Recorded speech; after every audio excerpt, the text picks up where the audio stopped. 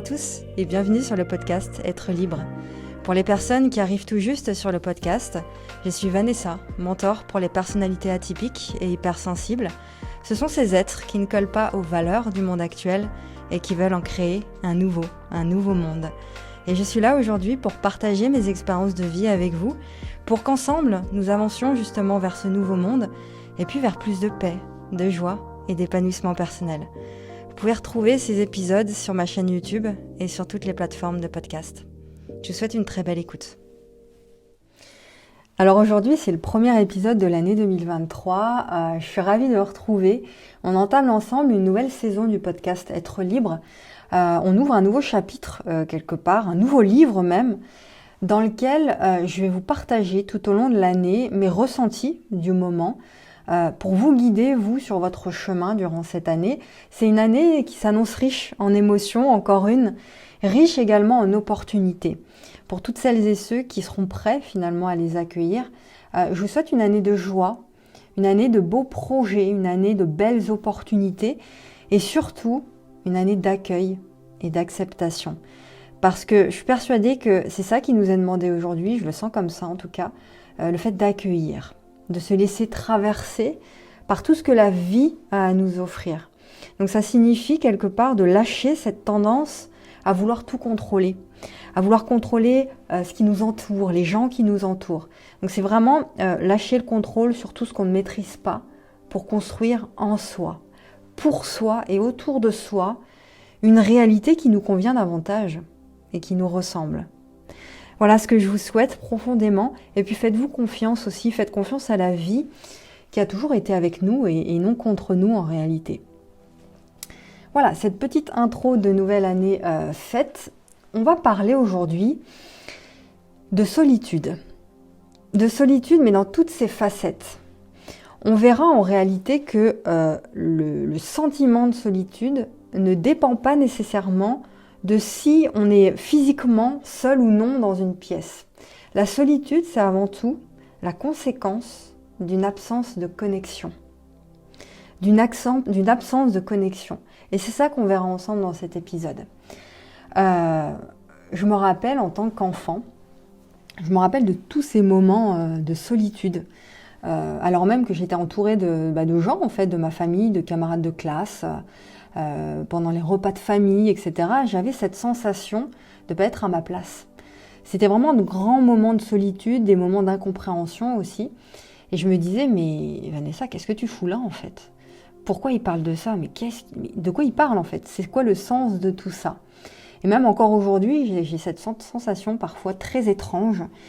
Et à contrario, j'ai souvent été seule, physiquement, à certaines périodes de ma vie, mais sans avoir pour autant ressenti cette sensation de solitude. Et on va voir tout ça, parce que c'est peut-être un truc aussi que vous avez vécu aussi. Vous avez sûrement un jour dans votre vie ressenti la solitude, et probablement même que vous l'avez ressenti quand vous étiez seul dans un endroit, chez vous, dans un lieu public, au travail, dans un centre commercial, etc. Et cette solitude, peut-être que vous l'avez vécue de façon négative, vraiment comme quelque chose de lourd en fait. Et en tant qu'hypersensible, en tant qu'haut potentiel émotionnel, lorsqu'on est de nature introvertie en plus, on a besoin de passer du temps seul. Et personnellement, j'aime profondément ma propre compagnie, ces moments où je suis seule. Parce que ça me permet de recharger les batteries, c'est vraiment un besoin vital de recul et de solitude. Tout ce qui est le groupe, la famille, les moments en ville, le bruit, les centres-villes, les fêtes, les lieux bruyants, tout ça, ça m'oppresse. Je m'y sens, je suis super mal à l'aise là-dedans en fait, et puis je me sens seule dans ces moments-là. Par contre, j'ai jamais cette sensation de solitude quand je marche seule, par exemple en forêt, quand je voyage, quand je travaille, quand j'écris en nature ou même chez moi, dans mon bureau, ou même dans un café ou dans une terrasse de café, vous voyez. Et les seuls moments vraiment où je me suis sentie seule, c'est quand je me suis retrouvée dans des groupes. C'est quand j'étais dans des soirées ou dans des lieux dans lesquels je m'étais forcée, ou je m'étais conditionnée à aller. Quelque part, je me suis forcée à assister à ces moments-là parce que ça fait bien d'être présent, ça fait sociable, tu vois, ça fait brancher. Et puis tu parais cool, tu parais normal, quoi. Donc c'est dans ces moments-là où vraiment j'ai ressenti cette grande solitude. Et la réalité, c'est que justement ces moments de solitude ne dépendent pas du fait qu'on soit physiquement seul ou non dans un lieu. Évidemment, quand on est seul avec le silence, quand rien ne bouge autour, etc., on peut ressentir une certaine sensation de vide, même de peur, d'ailleurs, de solitude, mais c'est pas la source finalement, c'est pas l'origine de la solitude. Donc, écoutez ceci, là c'est important, ce passage. La sensation de solitude ne vient pas d'un manque de présence, de compagnie, mais d'un manque de connexion. Et c'est là que ça va devenir intéressant. Vous allez comprendre vraiment en quoi la solitude a un tel pouvoir sur notre vie. La solitude, c'est un ressenti lié principalement à un manque de connexion, à un manque d'alignement, à un manque de présence à soi et aux autres aussi. Je peux me trouver par exemple dans un lieu avec 10 personnes autour, mais si rien ne se passe en termes de connexion, je vais me sentir hyper mal à l'aise, hyper seule en fait. J'aurais envie de partir en courant en fait. Mais, ou par exemple, si à votre boulot, vous avez des collègues avec qui vous êtes chaque jour, mais il n'y a pas vraiment de connexion profonde qui se passe, vous vous sentirez seul. Vous n'allez pas vous sentir épanoui, quoi qu'il arrive, de toute façon. À l'inverse, quand par exemple, je vais dans un coin de nature, derrière chez moi, je ne vais pas du tout ressentir cette solitude ou ce poids finalement sur mes épaules et je ne serai pas mal à l'aise. Pourtant, il n'y a personne avec moi. Donc c'est important, quoi qu'il arrive, de comprendre, de gérer et d'embrasser ce sentiment de solitude que vous pouvez parfois ressentir. Le sentiment de solitude, en fait, il a un immense pouvoir si vous apprenez à l'embrasser. Je répète ça parce que c'est hyper important. Le sentiment de solitude a un immense pouvoir si vous apprenez à l'embrasser. Et ce pouvoir, c'est celui de vous donner l'opportunité de mieux comprendre ce qui vous arrive, de mieux comprendre ce qui doit être conscientisé et guéri en vous. La solitude, ça a un effet hyper bénéfique dès lors qu'on parvient à capitaliser sur son pouvoir, sur sa puissance à cette solitude, et à la prendre sous un angle positif, si je peux me permettre d'utiliser ces termes, plutôt que négatif. D'un côté, vous savez, il y a cette idée qu'on est tous connectés, intrinsèquement connectés, on forme un tout, on ne fait qu'un, mais en même temps, l'être humain, globalement, on est hyper individualiste. Parce qu'on vit finalement chacun et chacune dans un corps, dans une enveloppe physique qui nous est propre. Donc on avance dans la vie comme ça. Et notre âme grandit,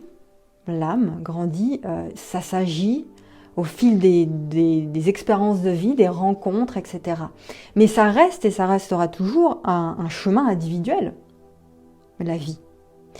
Et le monde qui nous entoure, ce sont des éléments extérieurs à nous, mais on a le choix d'inclure ou non ces éléments dans notre scène de vie. Ça nous revient, ce choix-là.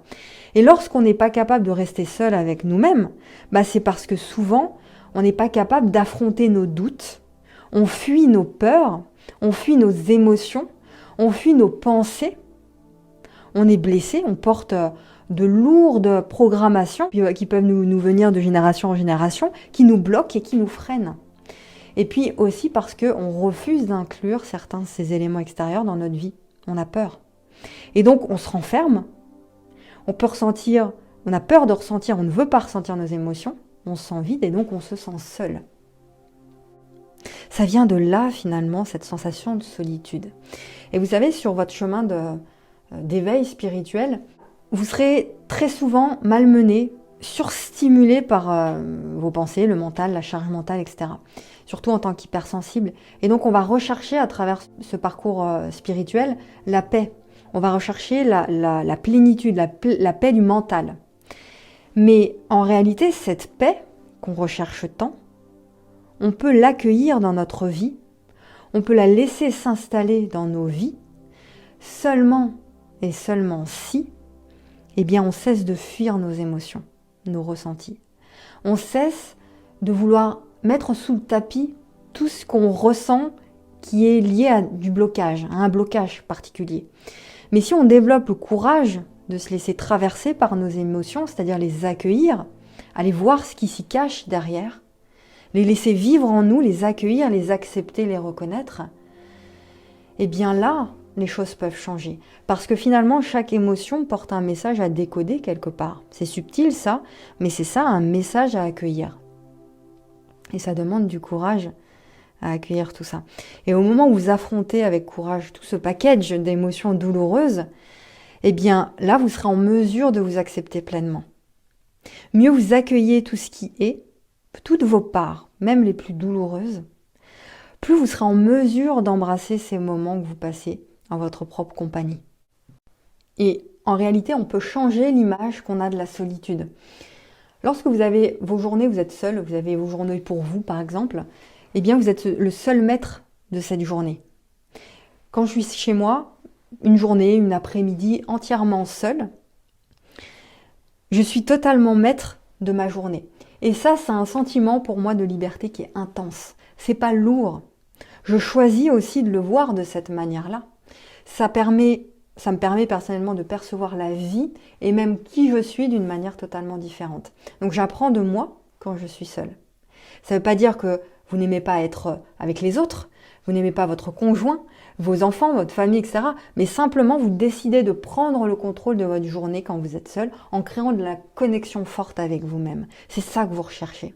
Et vous pouvez entamer ce voyage intérieur profondément avec vous, vous retrouvez dans ces moments-là. Vous savez, c'est un peu comme si vous baissez le volume au minimum de toutes les voix qu'il y a autour de vous pour vous permettre enfin de vous entendre vous. Vous devez vraiment percevoir la solitude de cette manière-là. Et je pense qu'on peut trouver un équilibre d'ailleurs, parce qu'il n'y a rien d'égoïste à aimer être seul. Les gens ont peur d'être vu comme quelqu'un d'égoïste, de pas sociable, etc. Ça n'a rien à voir. Ça fait simplement de vous quelqu'un qui recherche la connexion profonde en étant seul. Et même en étant accompagné d'ailleurs. L'équilibre dont je vous parlais là, c'est de parvenir à faire de soi sa priorité, sans pour autant faire preuve d'égoïsme ou d'irrespect envers les autres, etc. Et quand vous arrivez à cette étape, bah là vous pouvez parler d'indépendance, de liberté intérieure, plutôt que de solitude. Et là, votre solitude, qui pouvait vous peser avant, eh bien, elle prend un tout autre sens. Et ces moments seuls, physiquement, où vous êtes seul, ce sont des bénédictions. Vous pouvez les voir comme des cadeaux cachés, des opportunités de mieux comprendre ce qui vous traverse actuellement, de le faire en conscience pour grandir et pour approfondir la connaissance et la conscience de qui vous êtes. Voilà, donc vous comprenez mieux maintenant pourquoi, en tant qu'hypersensible, on a souvent, d'ailleurs dans l'enfance et même à l'âge adulte, eu cette sensation d'être seul au monde, d'être rejeté, d'être incompris, d'être abandonné, etc. Et même de n'avoir aucune valeur. Parce qu'on a cette tendance, qui est très marquante chez l'hypersensible, d'attendre une validation de l'extérieur pour faire un choix. C'est-à-dire qu'on a tellement pensé en grandissant qu'on n'avait pas de valeur, ou en tout cas on a pensé ne pas en avoir parce qu'on a été rejeté, etc. Et on imagine que la valeur vient de l'extérieur, mais pas de nous. Et c'est un mécanisme inconscient qu'on subit quelque part, mais qui nous fait perdre complètement confiance en nous et toute estime de nous. C'est-à-dire que l'autre vaut mieux que nous, l'autre est meilleur que nous, l'autre il réussit mieux que nous, il est plus à l'aise en société, en groupe que nous, etc. On culpabilise de ne pas être comme les autres, de ne pas être normal, et donc on se sent seul. Et avec le recul, la conscience sur ce mécanisme, on peut totalement s'en détacher en tant qu'hypersensible, même si vous avez eu toute votre vie cette sensation d'être un extraterrestre en fait. Vous pouvez réapprendre à accueillir toutes vos parts, apprendre à reprendre confiance en vous. Vous pouvez au fil du temps, sur votre chemin, reconstruire petit à petit votre valeur personnelle, qui s'est éteinte avec cette sensation d'abandon, toutes ces blessures de l'enfance. Votre valeur personnelle, elle est toujours là, elle a toujours été là, elle est toujours présente. Elle a juste besoin d'être captée, d'être conscientisée, d'être mise en avant à travers votre art, à travers vos créations, votre activité, votre métier, votre projet. Parce que c'est vous ça, c'est votre singularité, c'est votre unicité, c'est votre individualité. D'accord ? Ça, c'est des concepts fondamentaux à saisir aussi lorsqu'on parle de solitude. Votre valeur, elle se définit pas du tout en fonction du nombre d'interactions que vous avez dans la journée. Ça n'a pas de sens. Vous allez accueillir chaque opportunité, chaque rencontre que la vie vous offre, et vous le faites avec un tel détachement, vous ne culpabilisez pas de ne pas avoir un nombre précis d'interactions chaque jour ou quoi que ce soit. Parce qu'on est tous différents, en acceptant et en embrassant qui nous sommes, notre singularité, ça nous permet de nous assumer, et par extension, ça nous permet de créer de la valeur autour de nous. Vous comprenez? Donc vraiment comprendre, pour terminer, cette singularité, c'est apprendre à s'accepter et à accepter sa différence. Ce sont les parties de nous que nous n'acceptons pas qui créent cette déconnexion avec notre être et donc qui accentuent par la suite le sentiment de solitude. Comprenez que vous ne serez jamais véritablement connecté aux autres tant que vous ne serez pas véritablement connecté à vous-même. Et quand on expérimente la solitude, on a spontanément envie de se sentir davantage connecté avec les autres. Un dernier mot sur l'effet de contraste. Je veux dire par là que la solitude, au même titre que la peur, que le doute, elle existe uniquement parce qu'il existe un opposé. Je m'explique. Si l'amour, par exemple, la joie n'existait pas, ou même la connexion, si tout ça n'existait pas, eh bien la solitude n'existerait pas non plus. C'est simplement parce qu'on a plusieurs fois expérimenté dans notre vie ces sentiments d'amour, par exemple de paix, etc., qu'on est en mesure de comprendre ce qu'est la solitude. Comprenez? Quand on est seul, c'est par définition parce qu'on perçoit l'absence d'amour. Quand on se sent seul, surtout. L'absence de partage, l'absence de connexion. Et tout ça, c'est en fait relié à notre état de conscience. La connexion à la nature, la méditation, ça c'est une pratique qui nous enseigne justement comment trouver cet espace de quiétude et de silence en nous. Et sans cette capacité à rester calme et à s'accepter, eh bien on cultive un sentiment de solitude qui est profond. Méditer, écrire, faire votre art, jouer de la musique, faire du yoga par exemple, du sport, c'est une opportunité d'éveiller son cœur en fait et de se connecter calmement avec le monde autour de nous. C'est ça. Dès qu'on parvient à méditer, pour prendre l'exemple de la méditation, et à s'apaiser, c'est là qu'on se rappelle ce que c'est d'être en paix intérieure. D'accord? La respiration consciente aussi. Et ces partages que je fais ici avec vous, ils sont d'autant plus forts et d'autant plus nombreux d'ailleurs que je parviens à créer de la connexion forte avec moi-même. Je le vois, plus j'ai de créativité, d'envie comme ça, de fort élan à partager, à écrire, c'est parce que j'ai réussi à établir une forte connexion. Et puis à l'amour de soi, à l'acceptation de soi, à notre puissance en fait.